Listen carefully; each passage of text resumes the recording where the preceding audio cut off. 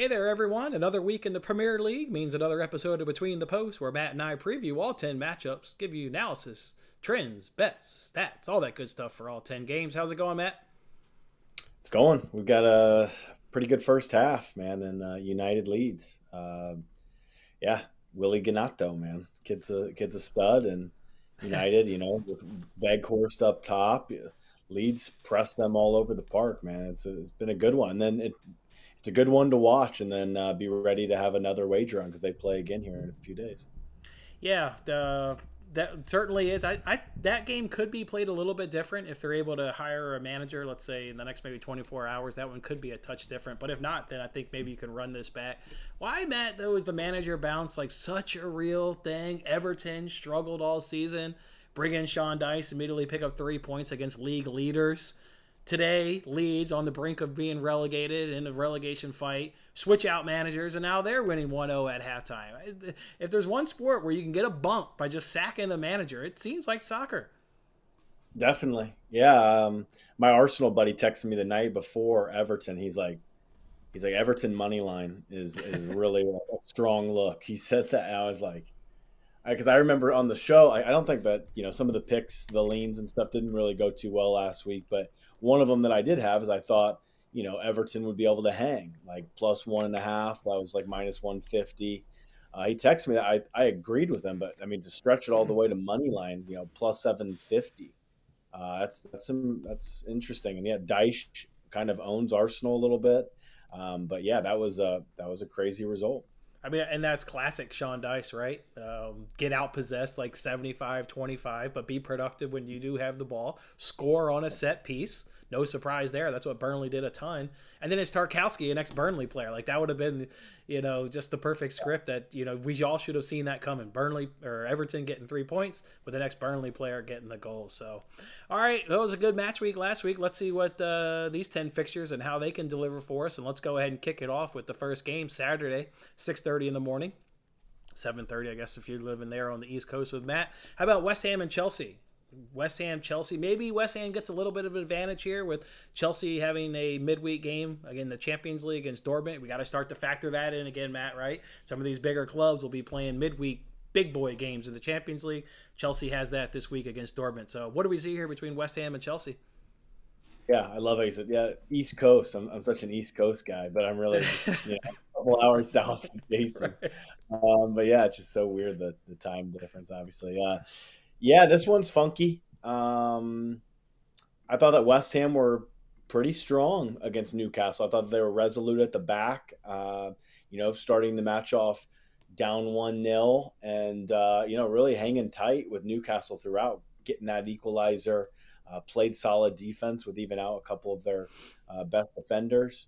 Yeah, this is a tough one. London derby in a place I didn't know this either, that West Ham, the London Stadium is like they have the third best attendance in all of Europe. Oh, So I okay. mean, this place is rocking.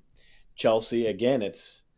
I it's they don't have any cohesion yet, Jason. So I mean, I can't look towards Chelsea. I love Chelsea's look last time against Fulham.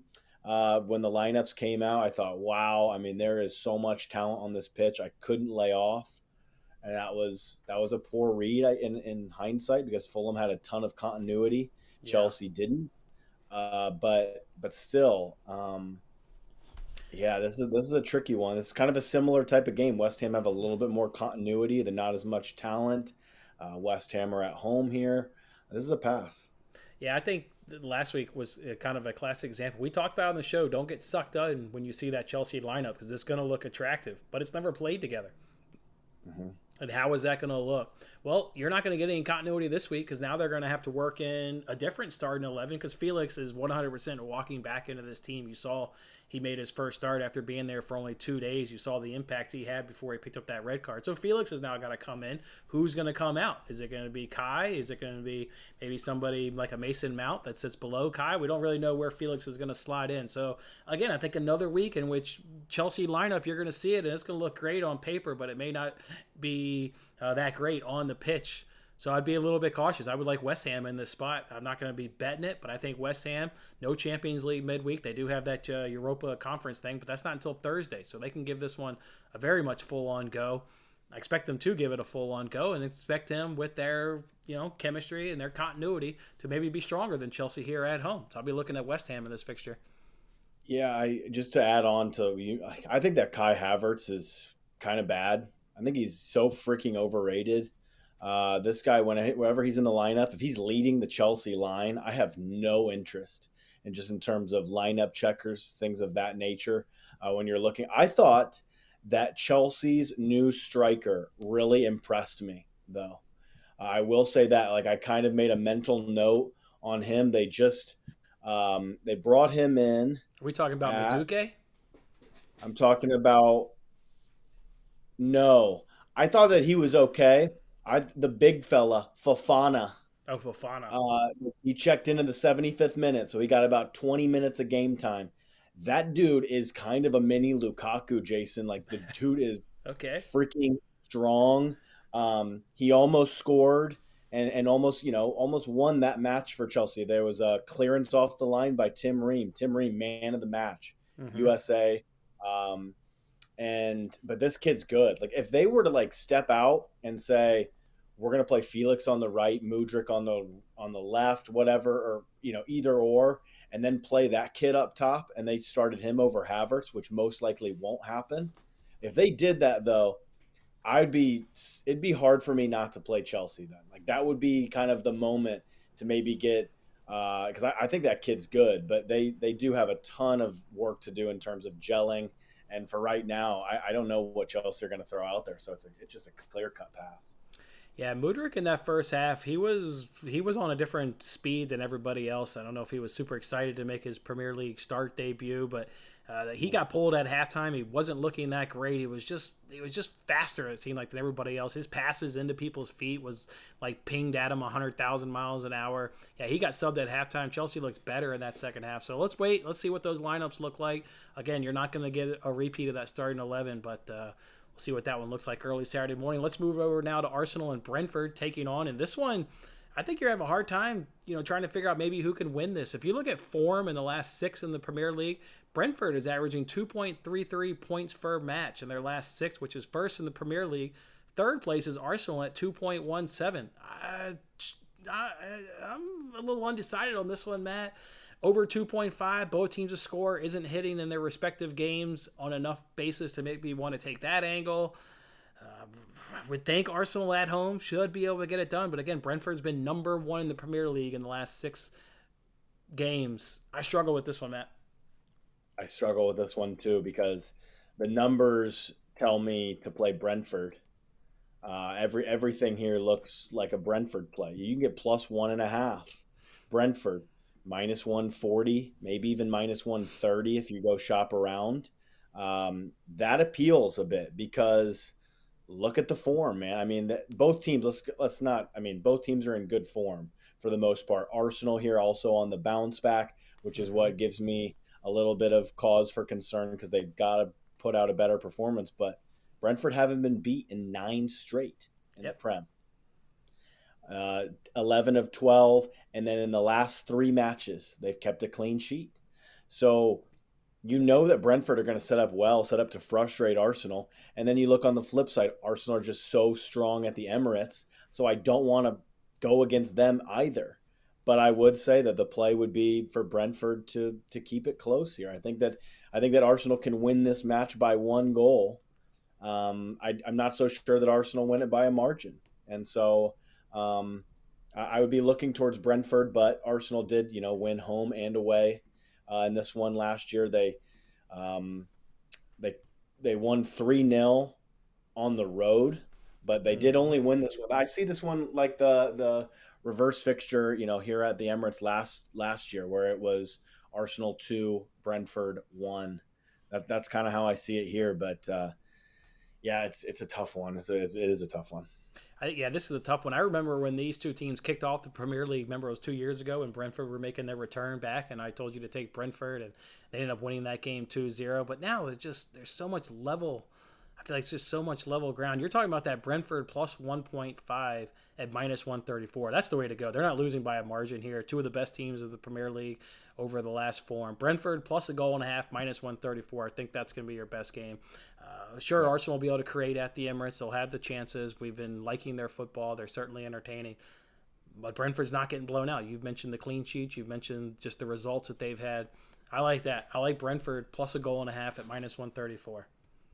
Yeah. All right, let's move it over to a derby. What about the M23 derby between Palace and Brighton at Selhurst Park? This one, people say derby. It used to not be a derby. Then it was just a derby, amongst media, and now it's a full-on derby. Like this is no longer like the media derby. The M23 is a real thing between Brighton and Palace.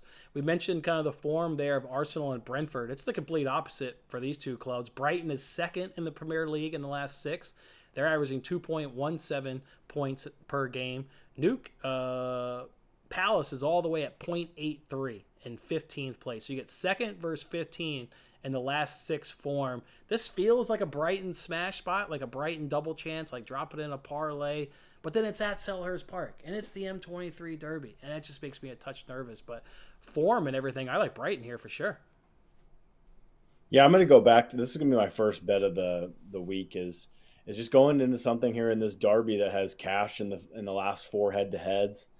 Something when we're looking at Brighton, we kind of talked about how most of their matches are pretty high octane, a lot of offense. There was 9 in a row over 2.5 bet cash until this the last week's matches. I'm going to go to both teams to score here at minus 125. Maybe shop around, try to find a little bit better price, but it's cash in 4 straight head to heads here. Definitely trust Brighton to be able to score a goal. That's just what they do now. And I think that Palace can get theirs, here at Selhurst. So for me, you look at the head-to-heads, 1-1, 1-1, 1-2, 1-1. Yeah, and then, there was another one in there too in 2019. I just that's where I see this one. I see this as like I see it as a 1-1. That's kind of where both teams score, yes. I like that. You can talk me into that bet. In terms of the last 6, Brighton has had both teams to score 67%, where Palace is down to 33%. So you're going against recent form, but in terms of head-to-head, recent form, you're bang on. It's 4 in a row, and then it's like 8 of the last 9, though, right? Something like that. Have had both teams to Yeah, score. Palace aren't in great form. That's the only thing that I know. scares you here. But you just hope that they get up here at Selhurst.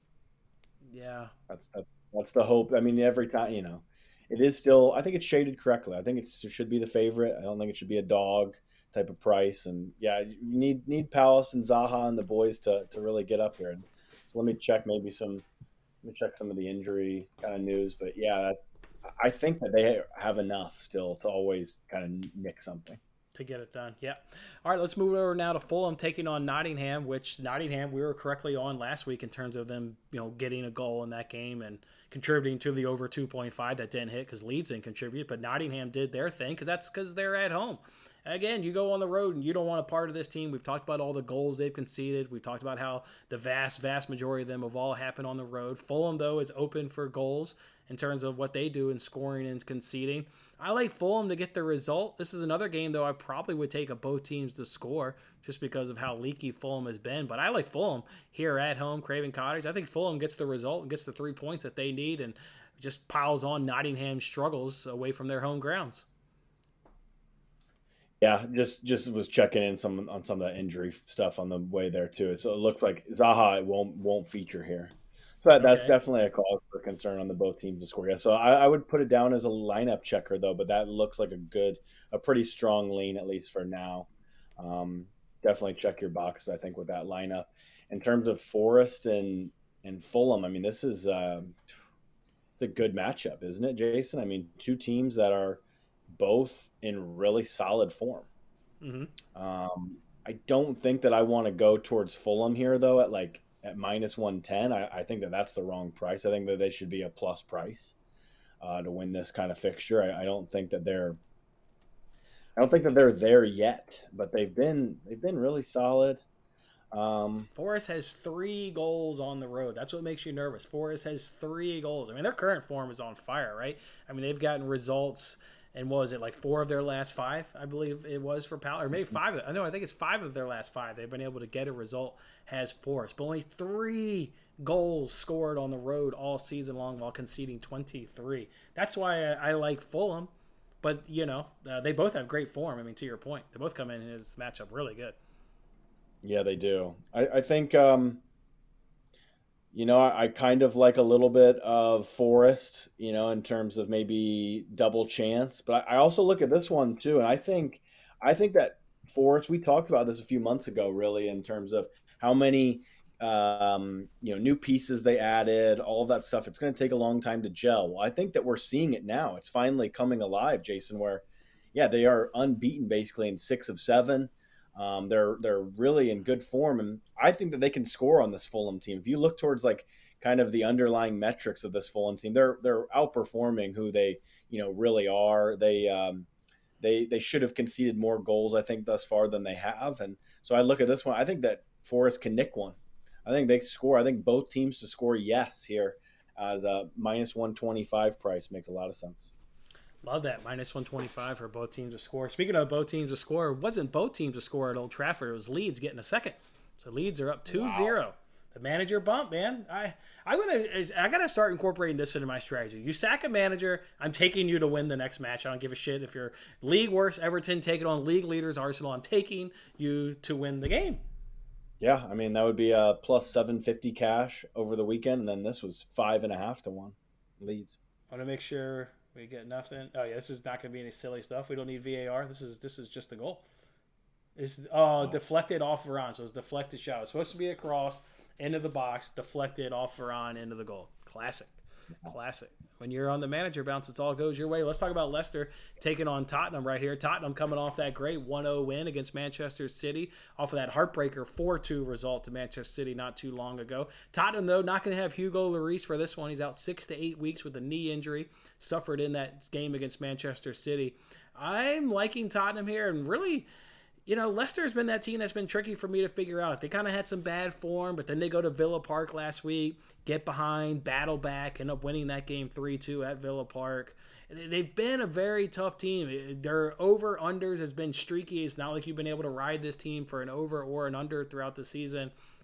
I would lean Tottenham, but then they play Tuesday in Milan in the Champions League. They got to travel to AC Milan on Tuesday, so I think that could hinder their preparation for this matchup. I'm probably going to do a both teams to score. Remember, this fixture has usually been entertaining. Remember how Tottenham got 2 goals in injury time to walk away with the win there at the King Power Stadium last campaign. I like both teams to score on this one. It probably gets over 2.5 in the process, but I don't know if I could confidently pick a winner out of these two. Yeah, I just look at the head-to-heads here, and I want to be with goals. You look towards Leicester's matchup last week against Villa with a nice surprise, 4-2. Kind of up and down, topsy-turvy. Then you get into the head-to-heads here, man. They're nuts. Yeah, 6-2, 6-2, 3-1, 3-2, 4-2. Give me over 2.75 here, -110. Or, yeah, you could go the both teams to score an over 2.5 route. Whichever one you like. I like goals here. Yeah, I think that's where I'm at too as well. Goals with maybe not trying to get a winner. Tottenham should still have a strong lineup. I mean, even they do have that Champions League game on Tuesday. Expect them to still put out a strong lineup. Now they've got Harry Kane coming into the matchup. He's the all-time leading goal scorer at Tottenham. So things are going good right now for Spurs. Again, coming off a nice 1-0 win. So see what happens in that one. Coming up here next, it's Southampton taking on Wolves at the St. Mary's. We're obviously 20th place Southampton. He's going to be taking on 15th place Wolves, a Wolves team, Matt, that got a 3-0 win up against Liverpool. Jurgen Klopp slammed that team in the press conference. They did not look good for the first 12 minutes, and then actually they were probably the better team. And watching a good chunk of that game, I thought Liverpool, if you kind of remove the first 10, 15 minutes when they gave up 2 goals, were the better team. But they weren't rewarded. They weren't able to convert those chances, and then Wolves gets that third goal where they're just kind of running it out after that. So that's how that game went down. In terms of Southampton, obviously they played Brentford over the weekend. That was a Brentford team, total over 1.5. We gave that one out last week. That was an easy one. Southampton always going to struggle on the road here. This is a spot here at home at St. Mary's where they need to get it done against Wolves team. I still don't like that offense, Matt. I know you talked about it last week with Liverpool's defense. being injured and liking the Wolves to, get goals and contribute. They did get goals and contribute, but I just still don't overall like them. This one smells like an under to me. Wolves games average 2.1 goals. Southampton games average 2.6. I like an under here. Yeah, I think that this is just kind of the week when I'm starting to look up some of these trends and things of that. I think that this is the week of trends and looking at the past head to heads. Wolves dominate this one, Jason. Look at this. Last four head to heads. So the last two seasons, home and away, home and away. They've won every single one of them. Give me Wolves, draw no bet, undefeated against Southampton in their last 7 league games, coming off a nice high against Liverpool. I did say that they were going to score. I also thought that Liverpool would be able to freaking score too. Both teams to score, yes. Can't believe that Liverpool let me down on that piece. But I knew that goals. I really did know deep down that Wolves were gonna cause some problems, and they freaking bagged 3 of them. I mean, that's pretty incredible. But yeah, Wolves get this job done. Draw no bet -120. That's where to go. I tell you what, guys, if there's anybody who knows Wolves better than anybody, it's probably Matt. I mean, just think of the 3 seasons we've been breaking down Premier League games. Matt has the right times to push those buttons when it comes to Wolves. So, all right, Wolves on that draw no bet. Hell, I'll be tailing that. All right, the last match on Saturday is the Eddie Howe revenge game. Bournemouth taking on Newcastle here with Newcastle coming into town. It's hard not to like Bournemouth. They're not clinical enough in front of the goal. They've let some easy opportunities recently against Palace, against Fulham, last week against West Ham. Just not being clinical in front of the goal. That's one thing where they're going to need to sharpen this summer, is getting them a finisher, some guy that can close out these games that they haven't been. It's because of that I struggle to like Newcastle, but they're still going to get at least a point. I'm sure the double chance is super goddamn juicy, probably like -500. Do they get multiple goals? Tough, but they probably keep a clean sheet. Probably going to keep a clean sheet is what I'm confident in.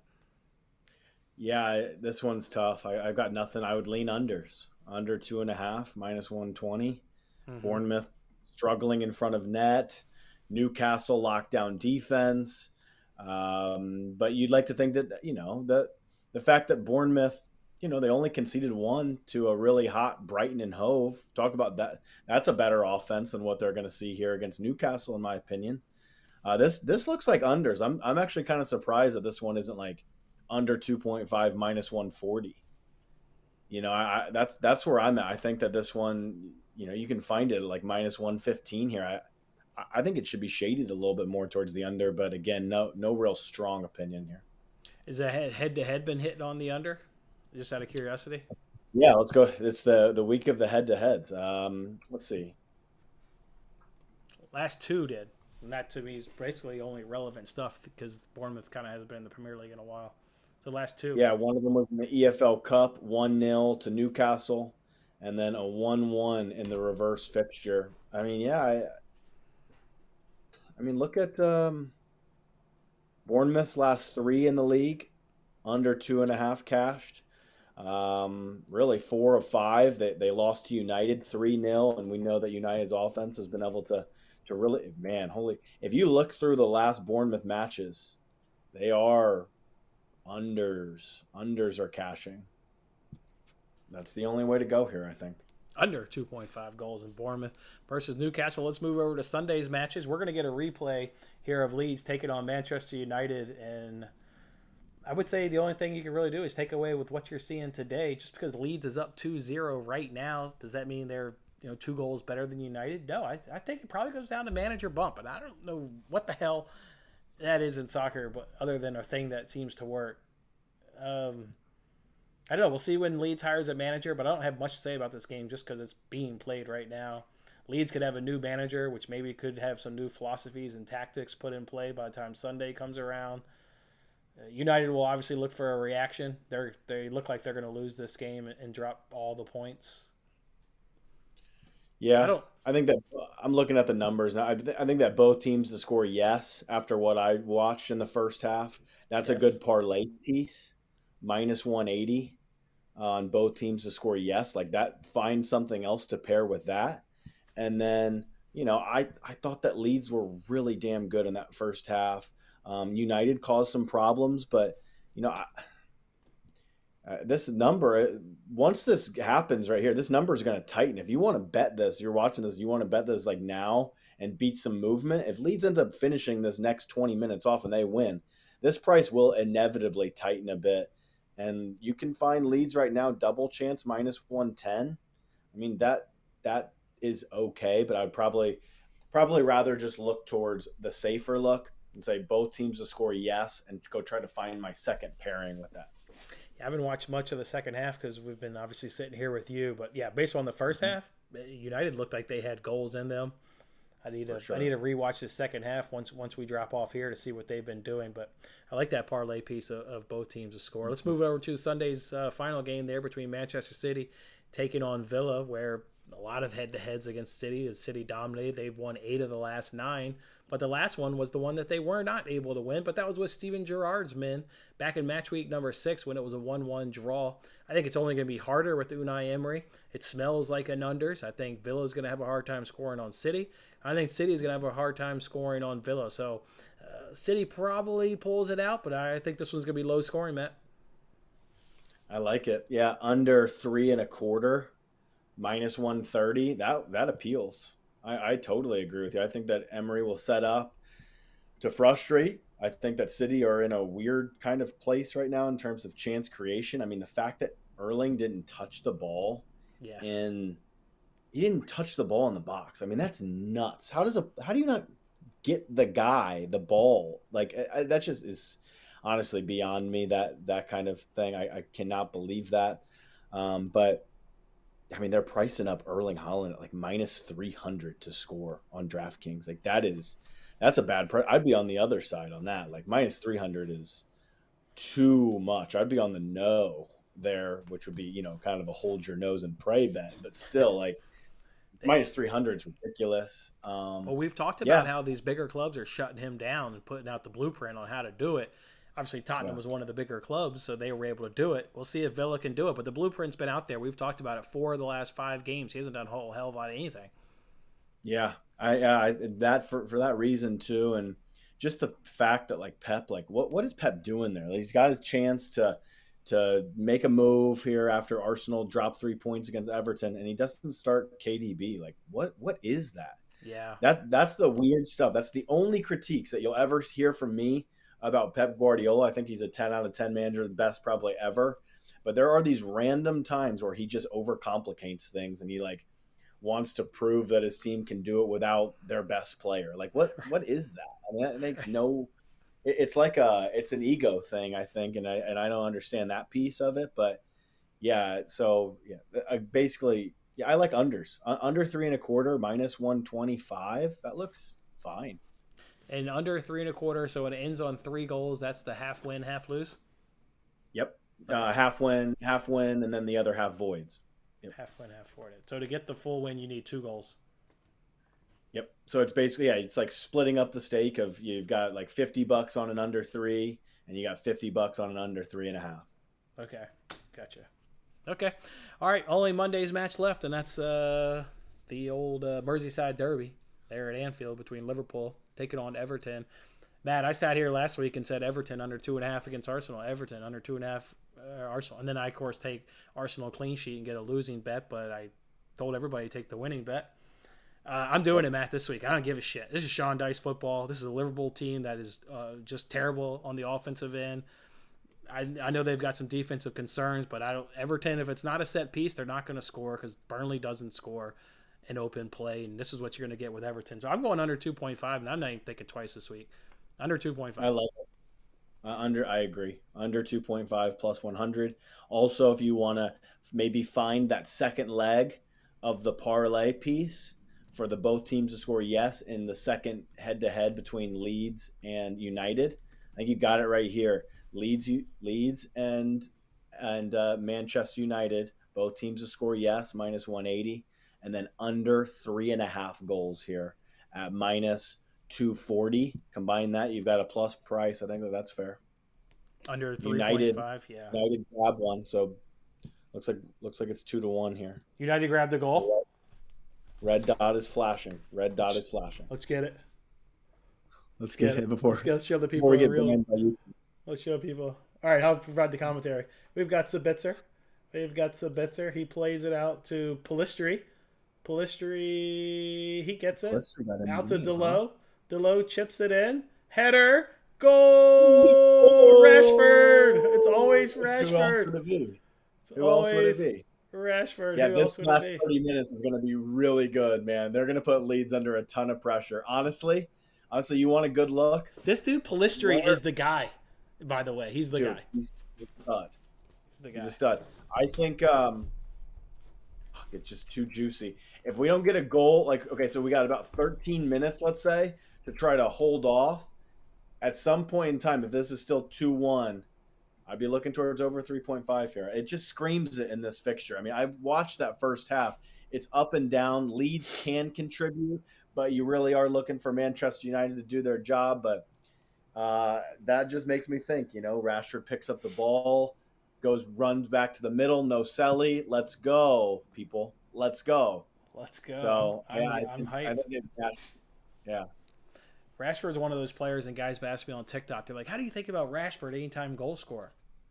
How can you not like it? Like, the dude is on fire. I mean, it just comes down to soccer. There's going to be 2 goals, 3 goals. Is he going to get one of the 2 or 3? Dude's certainly on fire. Yeah, he is. All right, Matt. Official bets to go ahead and give out. I'm only giving out that under as of now. Under 2.5 in Liverpool, Everton. Yeah. For me, Leicester, Spurs, over 2.75, minus 110. I'm going to hold off on Palace, Brighton until I see lineups, but I do think that, with no Zaha, honestly, it might have to twist to maybe looking at Brighton and Hove even on the road, but we're not going to go there. So first one, Leicester, Spurs, over 2.75. Second one, Wolves, draw no bet. Third one, Fulham and Forest, both teams to score, yes. And then I'll do the combo. Leeds, both teams to score with Manchester United, minus 180, combined with an under 3.5 in Liverpool, Everton. All right. There's a couple in there that I'm tailing as well. I'm doing that Southampton Wolves. You've got me on that one. And then I like that over. I was already kind of on the over in Leicester Tottenham. I just got to price shop it, but I'll be on that over. You had to go to 2.75 just to get the juice you liked. That's why you went to 2.75. Yeah, just a flat. Yeah, it's just a flat minus 105, minus 110 on the over 2.75, just in case one team goes crazy. But I do think that a good look is both teams are scoring over 2.5 as well in there. All right, we'll let you guys go ahead and drop. We've got about 25 minutes left here at Old Trafford. Leeds clinging to a 2-1 win. So thanks for hanging out with us, you guys. We'll see you guys back here, of course, next week on Between the Posts. We'll break down 10 more games. Go enjoy this one. Matt, thanks for hanging out this afternoon, and good luck this weekend. For sure. Thanks, Jason.